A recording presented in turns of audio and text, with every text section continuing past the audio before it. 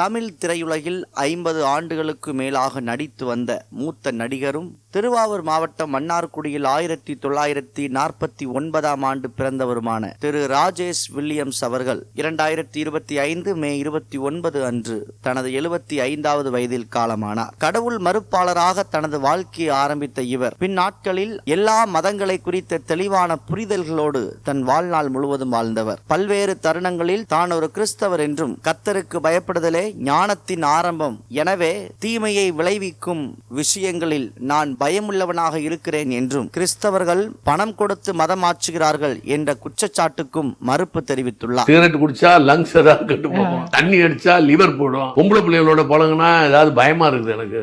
அதான் பயம்தான் காரணம். கர்த்தருக்கு பயப்படுதலே ஞானத்தின் ஆரம்பம்னாரு இயேசுநாதர். இயேசுநாதர் என்ன சொன்னாரு? இந்த நல்ல சுவிசேஷங்களை போய் உலகங்கள் சொல்லுங்கன்னாரு.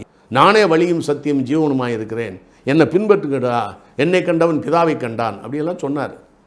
அவர் இப்படி எல்லாரையும் ஒற்றுமையாக படுத்துறதுக்காக அவர் சொன்னார்.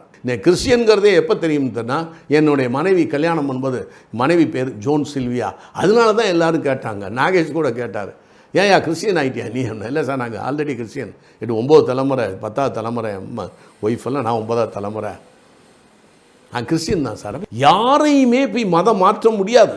மதத்தில் யாரையும் மதம் மாற்ற முடியாது. யாரும் பிரெட்டுக்கெல்லாம் மாற மாட்டாங்க. கிறிஸ்டியனாக மாதிரி ப்ரீச் பண்ணால் ஏதாவது காசு கொடுக்குறாங்கன்னு எனக்கு கொடுக்க சொல்லுங்கள், நான் போய் பிரசங்கம் பண்ணுறேன். இதெல்லாம் விட்டுட்டு நான் பாட்டுக்கு பைபிளை ஒரு வருஷம் படிச்சுட்டு நான் பாட்டுக்கு பிரசங்கம் பண்ணுறேன்.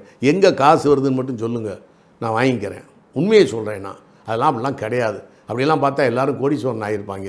எல்லா கிறிஸ்டியன்ஸும் நிறைய பேர் கஷ்டப்பட்டு கொண்டு இருக்கிறார்கள். இவைகள்லாம் ஜாதி மதம் இனம் மொழி இவைகள் எல்லாம் அரசியலுக்கு பயன்படுத்தாத ஒருவன் இருக்கிறான் என்றால் அவன்தான் உண்மையான பிடிப்புள்ளவன். அப்படியே அதை அரசியலுக்கு கன்வெர்ட் பண்ணுறது, அதை டைவெர்ட் பண்ணுவது, மடைமாற்றம் செய்பவர்கள் அனைவருமே அரசியல் லாபத்திற்காகத்தான் அதை செய்கிறார்கள்.